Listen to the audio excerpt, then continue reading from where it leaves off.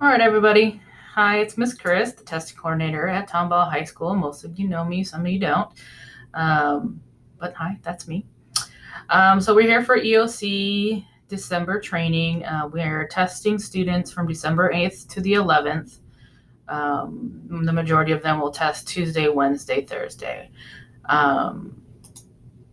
Here we have kind of the breakdown. This is a lot of stuff that's for me, how many kids we have, testing which test, which day.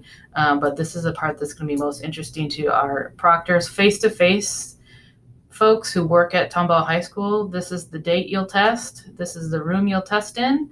These are approximately how many kids you'll have at each one. These numbers will fluctuate. We don't expect everyone to show up. We hope they do. And here we have the monitors for the LGI area who will sit near kind of the crossroads. We'll talk about that day of. Here's the backups and the backup proctors in case anybody falls out. Down here, we have the TVS students who will be testing in the library with our at Tomball ISD content teachers. And then there'll be a monitor here also. And on Friday, it'll be to be determined. Here's the backup information. Here's the list of all the kids that have to test. This is more for me. You can see we're contacting students, so hopefully they'll get up here. Now I want to review a couple of things that are important. Obviously, the test administrator manual. We have an online version, and you'll get one of these here in your mailbox, or I'm going to send it to you in the mail. So you'll have that. The most important part starts on page 47. It's just an overview of test instructions that you need to read through before testing. And then as you continue, there's paper, which we aren't planning on giving any paper assessments at this time, but everybody is going to be testing online. So if you scroll further down, we'll get to the online administration directions, which starts on page 63. As you can see, everything you're supposed to say is in the dark bolded. There's a lot of little pieces of information for you to read for yourself. So you need to familiarize yourself with these directions before test day, and you need to pay attention for the call out boxes. Like if you have students receiving text-to-speech, you need to say this in your testing room. Here's for speech to text. Down here, it says more about text-to-speech, and this is just for the English tests. Going further down, more notes for speech-to-text. That'll be very few kids. Spelling assistance, content and language supports, all those kind of things. You need to be aware of what you're going to have before you go and get started, okay? So please read over those. Also, something that I'll be referencing in a little bit is this appendix. It's in the back of the administrator manual. It's a legend of all the tools that are available for online testing, and every student will receive a pink paper with this printed out. So when you're getting ready to start testing, you can reference this for them. All right, so going to kind of how test day is going to go. I have a one-page reminder that just is kind of everything that happens for testing day. So when you arrive, you'll pick up your materials between 7 and 7:15. I'm aware some people are going to be a little bit later, but the TVS kids are starting later, so that's okay. In 1265, which is attached to is next to the cafeteria in attendance. After you pick them up, you can never leave them unattended. They go with you everywhere. Since they're just testing tickets, your bin is going to be pretty small, so it will be easy to carry your stuff with you. Students should never leave the room with testing materials, be it a book, answer document, test ticket, or a computer that they're logged into. If you're having a kid with a problem and you want to bring their computer to me to look at, you need to escort the student along. You cannot just send a student across the hall with a computer that is logged into a test. That's like sending a student with a test book. It's a no-no. Paraprofessionals cannot handle testing materials. They have not been trained on security for this test session particularly. Testing room setup, the rooms should be set up already, but obviously desks should be all facing the same way. The rooms we're using shouldn't have any material that's helping students. There'll be dictionaries available in each room. If you want to put one on each student desk for the English tests only, you can. There'll be thesauri and bilingual dictionaries available too. If a student wants those, they can raise their hand, or they can have it at their desk as long as students aren't passing from person to person. The proctor needs to do the passing. You'll have the signs to hang up, the do not disturb on your door. Electronics policy can be placed on the board or the door. Time limit policy is placed on the board. That's 4 hours for algebra, biology, and US history, 5 hours, for English 1 and 2. And then we have this little timing sheet that you can put on the exterior of the door that kind of updates us and let us know like what your start time was and what your stop time is going to be, just so that we don't have to keep coming in and interrupting your room. All cell phones need to be powered off and collected, including the TA's phone. You don't want to be tempted by using it, and we're all going to be in pretty close proximity with phones in the room, so you can call us, or you can send the monitor to get us, and we'll come see you. Cell phones can be redistributed after testing materials have been returned to the office. Student backpacks and purses need to be away from all the items in the front of the room, not under the student desks or next to them. That is a no-no. We don't want them accessing their backpacks at all during testing for any reason. Once students are finished during this December administration, they're going to be excused from the testing room. Hall monitors will have a stack of passes that they will write for them to return to class. No food or drinks is allowed on the desks except during lunch and after the TA has collected material. So kids come in with their coffee or their Whataburger or Chick-fil-A, whatever, that needs to be eaten away from the testing area. Students can go to the bathroom one at a time, but their testing time does not stop. We will be doing online testing this year exclusively, but before the test begins, since some students may not have access to tutorial, we ask them to review, even though we sent it to them twice. I want you to review the online testing tutorial with the students. It's built into the STAR app. You can open it up, have the students review it, go through it. They can even do that as they're coming in, to save some time. Okay, and then once everybody is seated and settled, I want you to pass out the bright pink online tools guide, and just so the kids have that during testing. They can have it on their desk and just kind of review all the things and just say, these are all the items you'll be able to use on the test. All students will be testing online with a test ticket. Test tickets are considered secure materials. When you pass out the test tickets, make sure the students confirm their name is correct and the subject is correct. Testing tickets do contain personal needs preferences that are, I know this is hard to see, but it's in the middle of the ticket. And there's 4 different kinds that they could receive, and they're listed there. Text-to-speech requires earbuds. Content language supports do not. There's spelling assistance and speech-to-text, which allows the student to speak their essay into the computer and the computer types it for them, but they need to make sure that they go back and edit it after that. The majority of our students will have accommodations, and they're listed on the test ticket. Please make sure you confirm that information. The students with accommodations will have a second page, and on here are the accommodations, and you need to sign. The special program people will sign, and I will sign that it's all correct. If a student thinks they're supposed to get accommodations and they're not listed there, please contact me immediately, and I will research it to see. You don't ever want to tell a kid, no, it's not there, you don't get it. We always want to research it and make sure the kid's comfortable and explain the situation if something has changed. In your materials, you're going to have 2 rosters, one with the seating chart and the start and stop time, and the other will be an attendance roster. It's super important that you get the seating chart completed. It's a little box at the bottom of the page. You need to do that before you come back. Even if you have 1 kid in your room, you still need to make a seating chart. On the seating chart, there'll be a start and stop time. You need to record it for each individual student. Obviously, most students will all start at the same time, unless we drop a student into your room that came in late. But their stop times are all going to be individual. I suggest writing their stop time on their ticket so that we have it as a backup, and so you can write it on the seating chart when you're, kind of getting materials organized. Any reliever who enters your room must sign. There's a monitor document that you should have in your room that they have to sign. So anybody who comes to give you restroom relief needs to sign on there so we know who was in there and when. The testing coordinators and district monitors don't need to sign in on that sheet, or assistant principals, only if you're actually relieving the teacher of duties for a little while. Attendance will be taken. Any student arriving after 8 o'clock should be sent to 1265. Unless you haven't started testing yet, you can take them. You're going to record their absence with an A on the roster.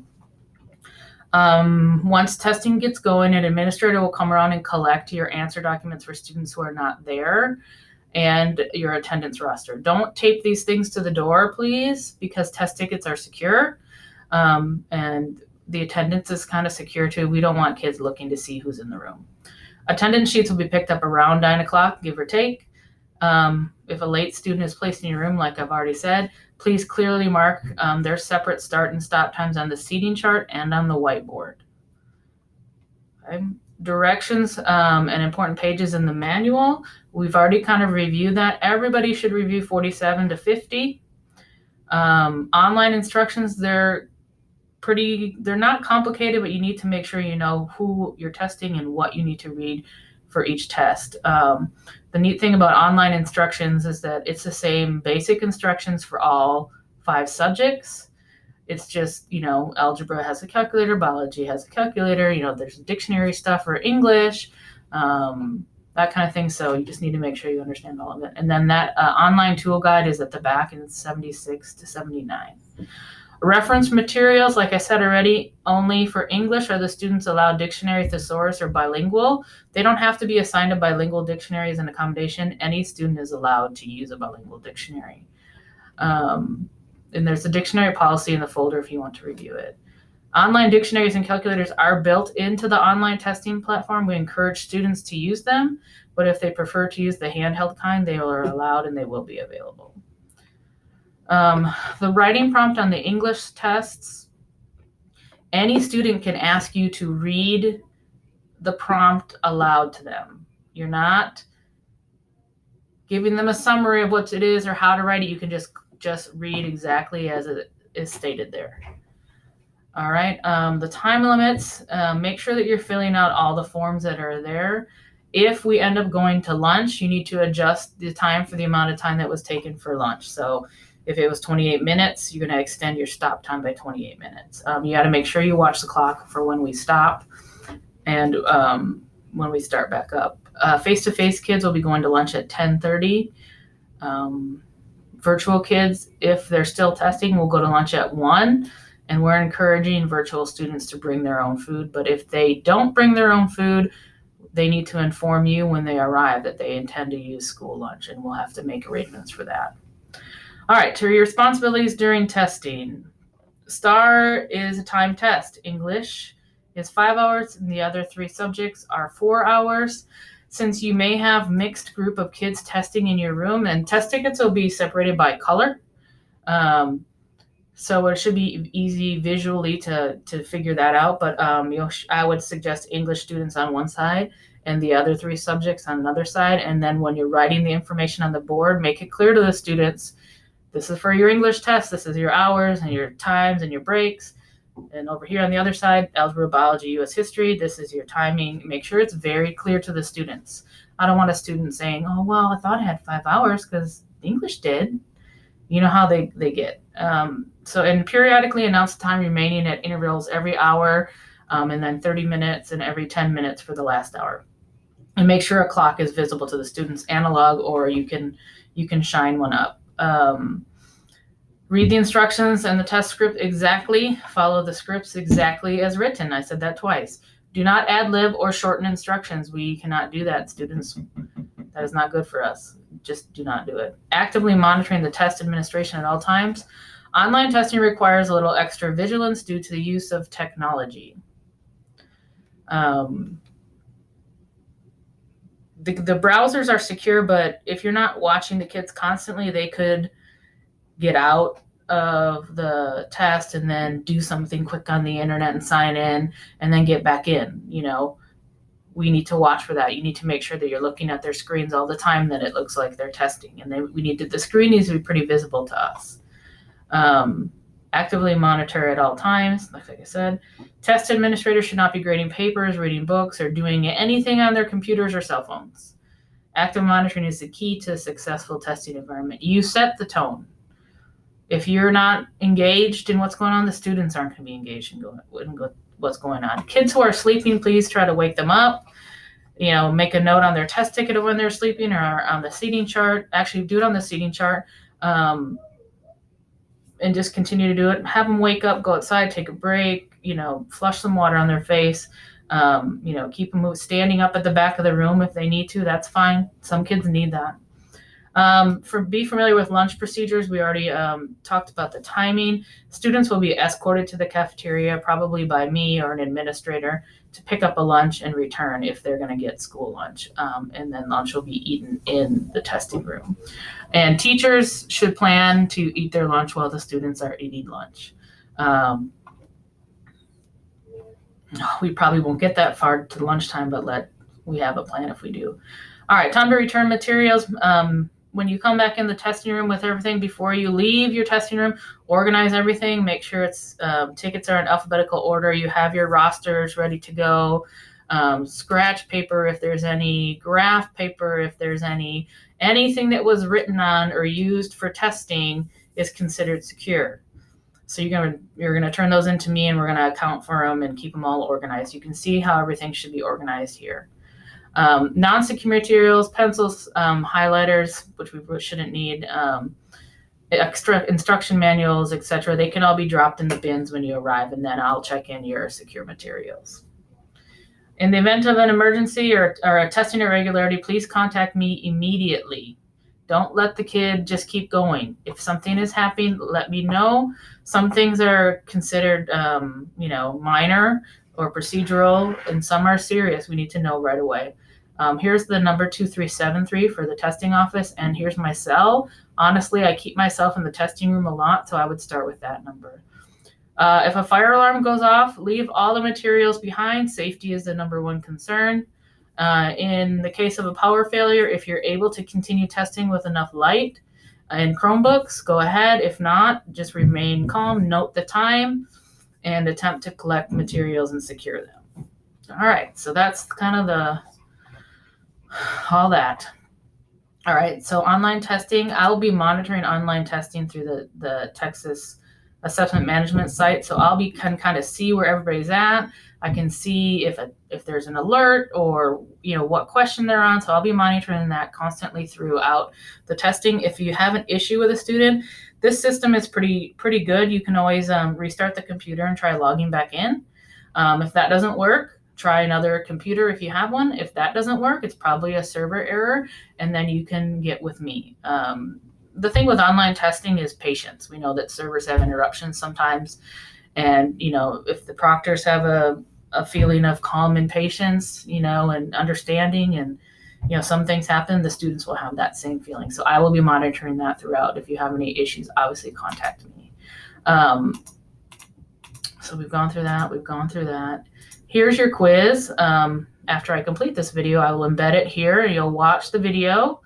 You're going to answer the questions about late arriving students and accessibility features, test tickets, district monitors, time limit policies, about breaks, about pausing the test, which is in your administration. Student can pause the test. We don't necessarily want them to log out when they're going to the bathroom. And then after that, there's a security video that's embedded in here that Tricia from the district made. So you're going to have to watch that too and go ahead, and talks about serious and procedural and active monitoring. It's just double extra sure. When you watch that video, make sure that you pay attention to what's considered a complete or an incomplete answer document. This question's a little bit tricky. Okay, so that's what I have. I hope I didn't miss anything. Please email me and call me with any questions that you have. I'm more than willing to do a face-to-face training on Monday if you feel like you want to come and talk it out. I don't have a problem with that at all. I'll be available all day. So thanks for listening. I hope it wasn't too long, and have a great day. We'll see you next week.